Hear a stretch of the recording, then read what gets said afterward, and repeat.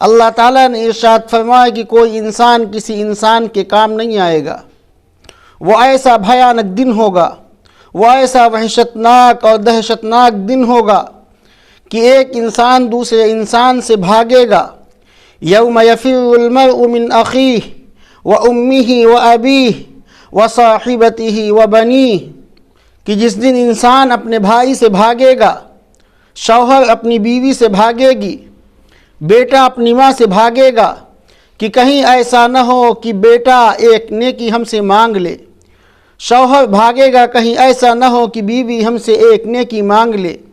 لِكُلِّ امْرِئٍ مِّنْهُمْ يَوْمَئِذٍ شَأْنٌ يُغْنِيهِ، ہر شخص وہاں پر اپنے میں مست ہوگا۔ اللہ کے نبی صلی اللہ علیہ وسلم نے ارشاد فرمایا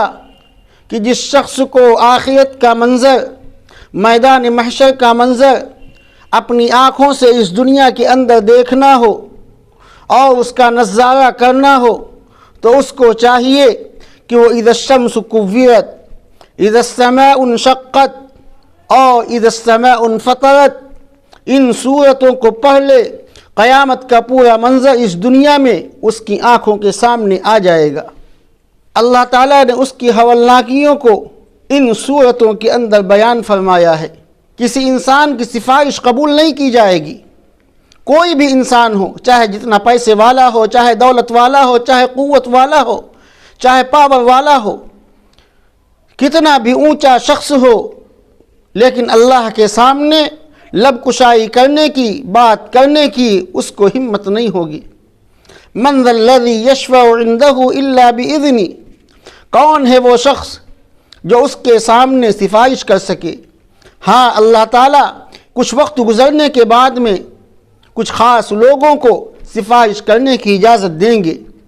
لیکن جب اجازت دیں گے تبھی انسان بول سکتا ہے، اس سے پہلے انسان کو بات کرنے کی، زبان کو کھولنے کی ضرورت نہیں۔ جہاں پر نفس نفسی کا عالم ہوگا، پیغمبر تھرائیں گے، لرز رہے ہوں گے اللہ کے جلال کے سامنے، اللہ کے غصے کے سامنے، اور آخر میں تمام کے تمام امتی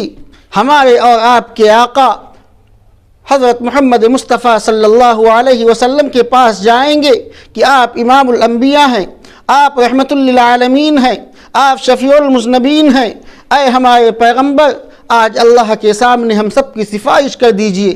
اللہ کے محبوب پیغمبر جناب محمد رسول اللہ صلی اللہ علیہ وسلم کو اپنی امت کے اوپر رحم آئے گا اور ترس آئے گا، اور آپ صلی اللہ علیہ وسلم اللہ کے عرش کے پائے کو پکڑ کر کے سجدے کے اندر گر جائیں گے، اور اتنا روئیں گے، اتنا روئیں گے، اتنا روئیں گے، اتنا روئیں گے کہ ایک مدت کے بعد میں اللہ کو آپ کے رونے کے اوپر ترس آئے گا، اور اللہ کی طرف سے آواز آئے گی کہ ارفع راسک یا محمد سل تعطا سل تعطا، کہ اے محمد اپنے سر کو اٹھائیے، جو آپ مانگیں گے آپ کو دیا جائے گا۔ اس وقت اللہ کے نبی صلی اللہ علیہ وسلم اپنی امتیوں کی سفارش کریں گے کہ اے اللہ میری امت کو معاف فرما دے، بڑی گنہگار امت ہے، بڑی خطاکار امت ہے۔ تو میرے بھائی اس طریقے سے میدان محشر قائم ہوگا کہ وہاں پر کسی انسان کا پوا نہیں چلے گا، ولا يقبل منها عدل،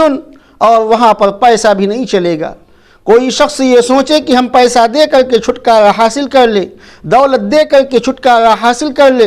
درہم و دینار دے کر کے اللہ کے دربار سے ہمیں نجات مل جائے، ایسا نہیں ہوگا۔ کفار کے سلسلے میں قرآن مجید نے ارشاد فرمایا کہ ان الذین کفروا وماتوا وهم کفار فلن يقبل من احدهم ملء الارض ذهبا ولو افتدى به، کہ جو لوگ کفر کی حالت میں دنیا سے رخصت ہو گئے، مر گئے، وہ کل میدان محشر میں اللہ سے کہیں گے کہ اے مالک، یہ زمین اس کو ہم سونے اور چاندی سے بھرے دے رہے ہیں، اور اس کو آپ لے لیجئے اور ہم کو چھوڑ دیجئے۔ اللہ تعالیٰ ارشاد فرمائیں گے کہ فَلَن يُقْبَلَ مِنْهُ، ہرگز ہرگز یہ چیز قابل قبول نہیں ہوگی۔ یہاں پر جو سکہ چلے گا وہ اعمال کا سکہ چلے گا، یہاں پر جو سکہ چلے گا وہ قرآن کا سکہ چلے گا، یہاں پر جو سکہ چلے گا وہ سنت نبوی کا سکہ چلے گا۔ اگر تم نے اعمال صالحہ کیے ہوں گے تب تو یہاں پر نجات ہے، یہاں پر درہم و دینار نہیں چلیں گے، یہاں پر روپیہ اور پیسہ نہیں چلے گا، یہاں پر سونا اور چاندی نہیں چلے گا، یہاں پر اعمال کا سکہ چلے گا۔